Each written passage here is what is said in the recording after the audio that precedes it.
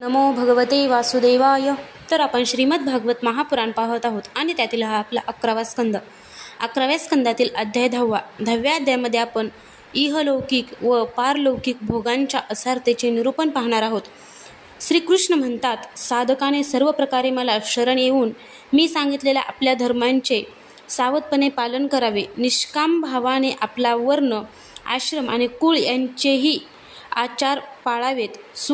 धर्माचरणाने ज्याचे चित्त शुद्ध झाले आहे त्याने विषयांमध्ये आसक्त झालेले लोक विषयांना सत्य मानून सुखासाठी जी कर्मे करतात त्या कर्मांचा परिणाम दुःखदायक होतो. ही गोष्ट नीट ध्यानात घ्यावी. जसे झोपलेला माणूस स्वप्नांमध्ये अनेक विषय पाहतो किंवा जागेपणी मनाने ज्या विषयांचे चिंतन करतो ते सर्व इंद्रियांनी दिसणारे व अनेक असल्यामुळेच खोटेच आहेत हे समजते.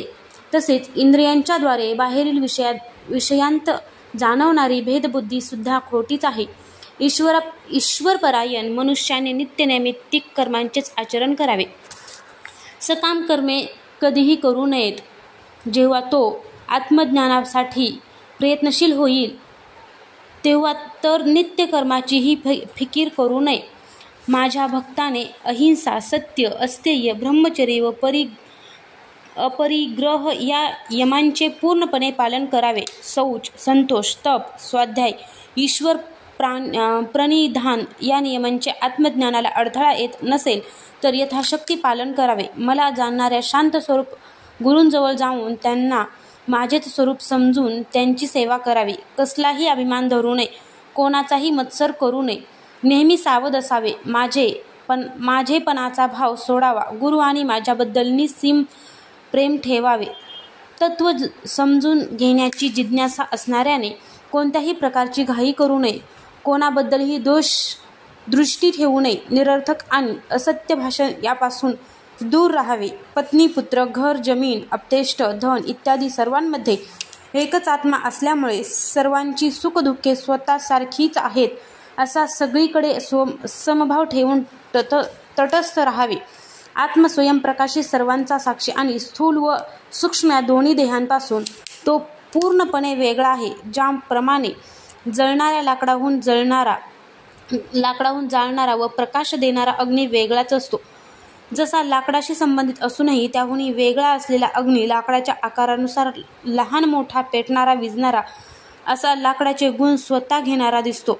त्याचप्रमाणे आत्मासुद्धा देहात असल्यामुळे वेगळा असूनही देहांचे गुण धारण करतो. हे मनुष्याचे शरीर त्रिगुणांचेच बनलेले आहे. या गुणांमध्ये माझेपणामुळे असल्यामुळे माणसाच्या मागे संसार लागला आहे. त्याचा नाश आत्मज्ञानानेच होतो.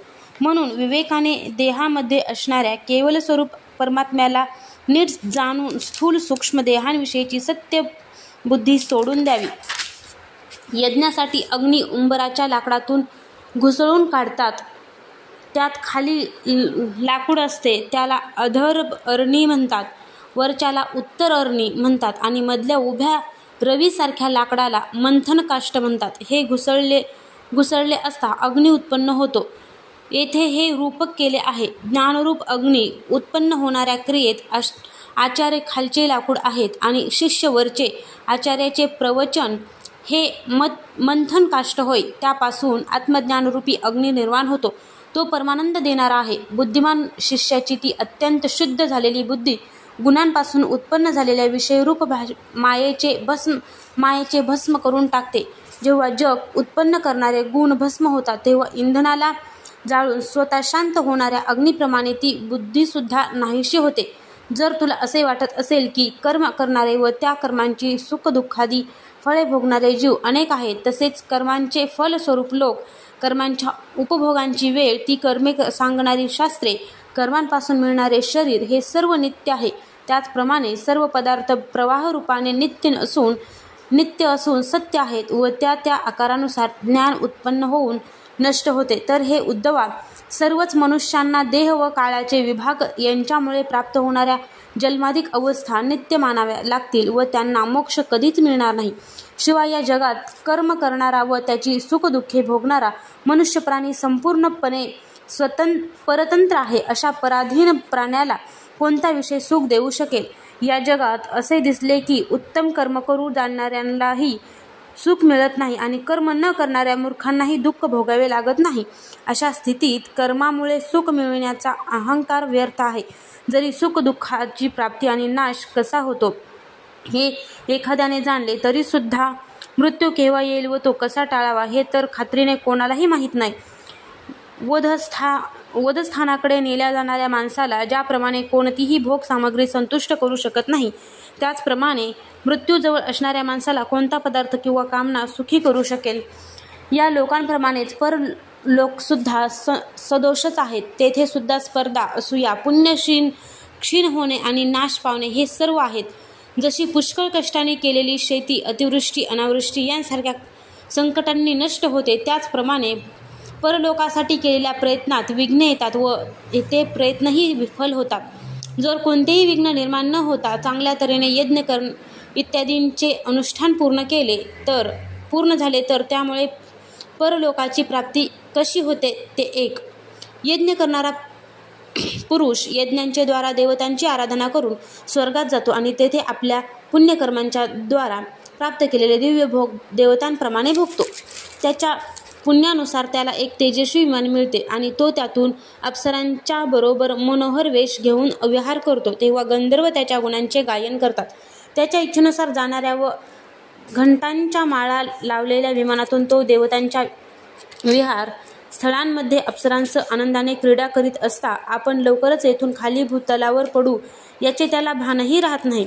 जोपर्यंत त्याचे पुण्य शिल्लक असते तोपर्यंत तो स्वर्गामध्ये मौज मजा करतो. पुण्य संपताच त्याची इच्छा नसतानाही कालगतीनुसार तो खाली पडतो. जर एखादा मनुष्य इष्टांच्या संगतीत सापडून अधर्माने वागू लागला किंवा आपल्या इंद्रियांच्या अधीन होऊन स्वच्छंदपणे वागू लागला, कंजूषपणे वागू लागला, लोभी झाला, स्त्री लंपट झाला किंवा प्राण्यांना त्रास देऊ लागला आणि शास्त्रविधानांच्या विरुद्ध पशूंचा बळी देऊन भूतप्रेतांची उपासना करू लागला तर त्याला त्याच्या इच्छेविरुद्ध घोर अंधकारमय नरकात जावे लागते. सकाम कर्मांचे फळ दुःखच आहे. तो जीव शरीरामध्ये अहंता ममता धरून तशी कर्मे करतो. त्याची फळे भोगण्यासाठी त्याला पुन्हा जन्म घ्यावा लागतो. मर्त्य जीवाला अशा स्थितीत काय सुख मिळणार? एक कल्पपर्यंत आयुष्य असणाऱ्या लोक व लोकपाल यांना माझे भय आहे. 2 परार्ध आयुष्य असणाऱ्या ब्रह्मदेवाला सुद्धा माझ्यापासून भय आहे. सत्व, रज आणि तम हे 3 गुण इंद्रियांना त्यांचे कर्म करण्यासाठी प्रवृत्त करतात आणि इंद्रिय कर्मे करतात. जीव अज्ञानाने इंद्रियांनी केलेल्या कर्माशी संबंध जोडून कर्माची फळे भोगू लागतो. जोपर्यंत शरीर इंद्रिय इत्यादींमध्ये मी माझेपणाचा अभिमान आहे तोपर्यंत आत्म्याच्या अनेकत्वाचा भ्रम नाहीसा होत नाही. जोपर्यंत हा अज्ञानमूलक भ्रम नाहीसा होत नाही तोपर्यंत तो जीव परतंत्रच राहणार. जोपर्यंत जीवाला पारतंत्र्य जाणवते तोपर्यंत ईश्वराचे वाटणारे भय कायमच असते. जो अशा प्रकारे गुणांच्या विळख्यात सापडून राहतो त्याला शोक आणि मोह होतच राहतात. प्रिय उद्धवा, जेव्हा मायेच्या गुणांमध्ये क्षोभ होतो तेव्हा काल, आत्मा, वेद, लोक स्वभाव आणि धर्म अशा अनेक रूपांनी व नावांनी मीच एकटा ओळखला जातो. उद्धव म्हणाला, भगवान हा अलिप्त आत्मा देह, इंद्रिय इत्यादी गुणांमध्ये तसेच देहाने केलेली कर्मे व त्याची फळे यांमध्ये राहत असूनही त्यांपासून मुक्त कसा राहतो किंवा वरील गुणांनी बद्ध कसा होतो? बद्ध किंवा मुक्त पुरुष कसा असतो, कसा वागतो, तो कोणत्या लक्षणांनी ओळखला जातो, काय खातो, मलत्याग इत्यादी कसे करतो, झोपतो कसा, बसतो कसा आणि चालतो कसा? हे अच्युता, प्रश्नांचे मर्म जाणणाऱ्यांमध्ये आपण श्रेष्ठ आहात. एकच आत्मा अनादि गुणांच्या संबंधामुळे नित्यबद्धही आहे आणि मोक्ष नित्य असल्यामुळे नित्यमुक्तही आहे. या गोष्टींमुळे मला संशय उत्पन्न झाला आहे. तरी आपण माझ्या या प्रश्नांचे उत्तर द्यावे. अध्याय 10 समाप्त.